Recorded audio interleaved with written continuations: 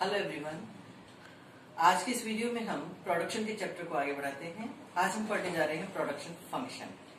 Production function यानी उत्पादन फलन। फलन शब्द का अर्थ होता है निर्भरता, यानी उत्पादन किस पर निर्भर करता है। So production is a function of its factor, यानी उत्पादन अपने साधनों पर निर्भर करता है। उत्पत्ति के साधनों के बारे में पिछले वीडियो में हम चर्चा कर चुके हैं कि उत्पादन के 5 साधन होते हैं: भूमि, श्रम, पूंजी, संगठन और साहस। तो जो उत्पादन किया जाता है, उत्पत्ति की जो मात्रा तैयार की जाती है, वो डिपेंड करती है इसके साधनों पर, और इन दोनों के मध्य भौतिक संबंध पाया जाता है। There are physical relationship between production and its factor. उत्पादन और उत्पादन के साधनों के मध्य भौतिक संबंध पाया जाता है, यानी उत्पत्ति की मात्रा कितनी होगी ये डिपेंड करता है उत्पत्ति के साधनों की मात्रा पर। आज हम पढ़ने जा रहे हैं कॉब डगलस प्रोडक्शन फंक्शन के बारे में। कॉब डगलस ने जो प्रोडक्शन फंक्शन, जो उत्पादन फलन प्रस्तुत किया है, उसे हम पढ़ेंगे। उन्होंने एक समीकरण के रूप में उत्पादन फलन को प्रस्तुत किया है कि Q is equal to KL alpha C1 minus alpha. ध्यान दीजिएगा, इस समीकरण में जो विभिन्न वेरिएबल्स आए हैं, हम सबसे पहले उनका मीनिंग जान लेते हैं। Q फॉर क्वांटिटी, यानी वस्तु की उत्पादन की मात्रा। L फॉर लेबर, यानी उत्पत्ति का साधन, श्रम। C फॉर कैपिटल, यानी पूंजी, ये भी उत्पादन का एक साधन है। एल्फा और K ये दोनों कांस्टेंट वैल्यूज हैं, धनात्मक स्थिरांक है। ये दोनों पॉजिटिव वैल्यूज हैं और कांस्टेंट वैल्यू हैं, जिनका मान बार बार चेंज नहीं होता है, बदलता नहीं है। अब यहाँ पर आप देखिए कि quantity depends upon L and C। केवल उत्पादन के 2 ही साधनों को लिया गया है, श्रम और पूंजी, जबकि मैंने अभी आपको बताया कि उत्पादन के 5 साधन होते हैं। फिर ये 2 ही साधन क्यों लिए गए हैं? आप जानते हैं, आपने पिछले वीडियोज में उपभोक्ता व्यवहार के सिद्धांत के बारे में भी पढ़ा था। वहां पर भी मैंने आप लोगों को बताया था कि उत्पत्ति के साधन तो अनेक हैं, 5 हैं, 2 से ज्यादा है, लेकिन हमारी मजबूरी है। क्या है हमारी मजबूरी? कि इकोनॉमिक्स को हम एक प्रॉपर मैनर्ड वे में पढ़ते हैं। पहले हम थ्योरी पढ़ते हैं, उसके बाद हम इक्वेशंस को पढ़ते हैं, उसके बाद हम टेबल यदि कोई होती है उसको पढ़ते हैं, और लास्ट में हम डायग्राम बनाते हैं। जब हम डायग्राम बनाते हैं तो हमारे जो डायग्राम्स होते हैं वो 2 डायमेंशनल डायग्राम होते हैं, यानी द्विविमा रेखा चित्र। द्विविमा यानी 2 डायमेंशन, OX एंड OY। जब हमारा रेखा चित्र द्विविमा होता है तो हम एक साथ केवल 2 ही चीजों को प्रदर्शित कर सकते हैं, इसलिए हम 2 वस्तुएं, 2 साधन लेकर के चलते हैं। तो यहाँ पर उत्पादन के 2 ही साधन माने गए हैं, लेबर एंड कैपिटल।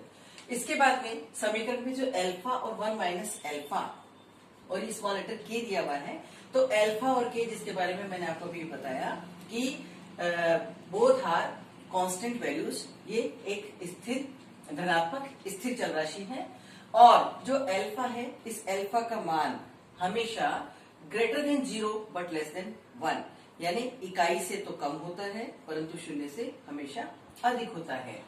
और जो कॉब डगलस प्रोडक्शन फंक्शन है, ये production function is homogeneous of production function of degree 1, यानी रैखिक समरूपी उत्पादन फलन होता है। अब ये रैखिक समरूपी उत्पादन फलन क्या होता है? देखिए, जब उत्पत्ति के साधनों की मात्रा में परिवर्तन किया जाता है, इनको बदला जाता है, तो इनको बदलने पर यदि उत्पादन में भी सेम रेशियो में चेंजेस हो जाते हैं, समान अनुपात में परिवर्तन होता है, तो वह रैखिक समरूपी उत्पादन फलन कहलाता है। जैसे मान लीजिएगा कि श्रम और पूंजी पहले जितनी मात्रा में प्रयुक्त किए जा रहे थे, यदि इनकी मात्रा को दुगुना कर दिया जाता है, श्रम और पूंजी यानी दोनों साधनों की मात्रा को दुगुना कर दिया जाता है, और इन्हें दुगुना करने से यदि उत्पादन भी दुगुना हो जाता है, तो ये स्थिति कहलाती है रैखिक समरूपी उत्पादन फलन की। यदि साधनों को चौगुना कर दिया जाए तो उत्पादन में भी चौगुनी वृद्धि हो जाती है। तो इस तरह कॉब डगलस प्रोडक्शन फंक्शन जो है वह रैखिक समरूपी उत्पादन फलन है। अब यहाँ पर हम देखेंगे कि उत्पादन वृद्धि में श्रम का जो रेशियो है, यानी 2 साधन हैं, लेबर और कैपिटल। लेबर का रेशियो है 3/4, 3/4, और कैपिटल का रेशियो है 1/4 यानी 1/4। अब इसे यदि हम इस समीकरण में स्थापित करें तो समीकरण में रखने पर Q is equal to KL 3/4 और C 1/4 इक्वेशन नंबर 2 हमारे सामने आ जाती है। पहली समीकरण ये है और ये दूसरी समीकरण है। अब यहाँ देखिए कि यदि हम श्रम और पूंजी के मूल्यों का जोड़ ज्ञात करेंगे यानी 3/4 प्लस 1/4 इज इक्वल टू 1, इन दोनों का टोटल इकाई के बराबर आता है। अब उपर्युक्त समीकरण में श्रम L और पूंजी C को यदि G से गुणा किया जाए तो देखिएगा क्या होता है कि हमें जो उत्पादन प्राप्त होगा वो कितना होगा और किस प्रकार से होगा। Q is equal to K, इसी समीकरण में हम ये मान प्रतिस्थापित करने जा रहे हैं। Q is equal to K और L जो है इसके साथ में हमने इसको परिवर्तित कर दिया G के अनुपात में यानी G गुणा L। So GL alpha and GC 1 minus alpha. K is equal to G alpha L alpha G 1 minus alpha and C 1 minus alpha. KG फिर ब्रैकेट में L अल्फा और C 1 माइनस अल्फा। चूंकि G is equal to G alpha और G 1 minus alpha होता है इसलिए हमने G को पूरे को एक साथ में इधर निकाल लिया है। अल्फा और 1 माइनस अल्फा इन दोनों का टोटल आपने देखा इकाई के बराबर है। G बाहर आ जाता है, अंदर इक्वेशन हमारे पास में ये बचता है। लास्ट एंड फाइनली G के L alpha C 1 minus alpha. So G Q क्योंकि Q is equal to KL alpha C 1 minus alpha यानी उत्पादन में अगर G अनुपात में उत्पत्ति के साधनों में परिवर्तन किया जाता है तो उत्पादन भी G के अनुपात में ही बदल जाता है। कहने का अभिप्राय ये है कि साधनों में जिस अनुपात में वृद्धि की गई है उत्पादन में भी उसी अनुपात में अपने आप वृद्धि हो गई है। अब इसी चीज को हम इस रेखा चित्र के माध्यम से पढ़ने जा रहे हैं। इस रेखा चित्र में आपको 3 आइसो प्रोडक्ट कर्व दिखाई दे रहे हैं, समोत्पत्ति वक्र नजर आ रहे हैं। सबसे पहले मैं आपको बता दूं कि समोत्पत्ति वक्र क्या होते हैं। समोत्पत्ति वक्र वह वक्र होता है जिसके प्रत्येक बिंदु पर कुल उत्पादन का स्तर एक समान रहता है। ध्यान दीजिएगा, कुल उत्पत्ति का स्तर इसके प्रत्येक बिंदु पर एक समान रहता है।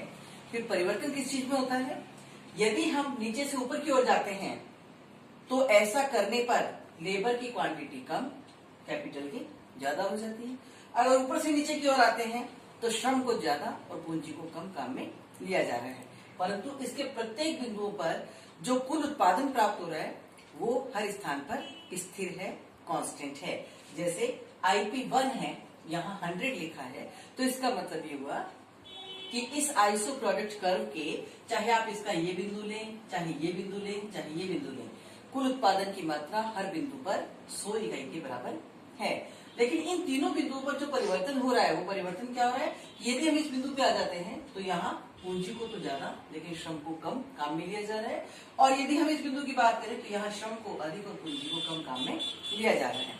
अब इस पर्टिकुलर डायग्राम में देखिए कि जब लेबर की 1 यूनिट और कैपिटल की 1 यूनिट काम में ली जा रही थी तो जो है IP1 पर 100 इकाइयों का उत्पादन हो रहा था।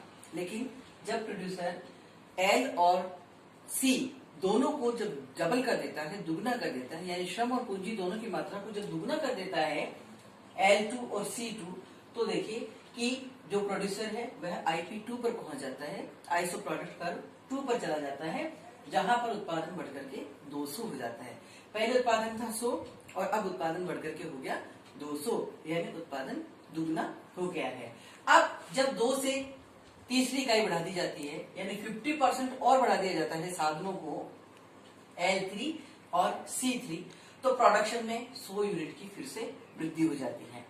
तो जिस तरह से जिस अनुपात में साधनों को बढ़ाया जा रहा है, पहले 1 इकाई काम में ली जा रही थी, फिर दुगनी इकाई हुई, फिर तिगुनी इकाई हुई। जब इकाइयां तिगुनी हो गई तो उत्पादन भी पहले से तिगुना हो जाता है।